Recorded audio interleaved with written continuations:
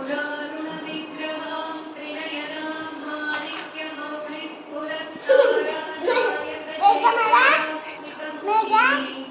आपीनवक्षोरुहां पाणिभ्यामलिपूर्णरत्नचषकं रक्तोत्पलं बिभ्रतीं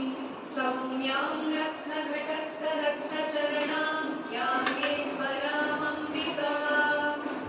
अरुणां करुणातरङ्गिताक्षीं धृतपाशाङ्कुशपुष्पबाणचापाम् अणिमादिभिरावृतां मयूखैः आदित्येकविभावये भवानीं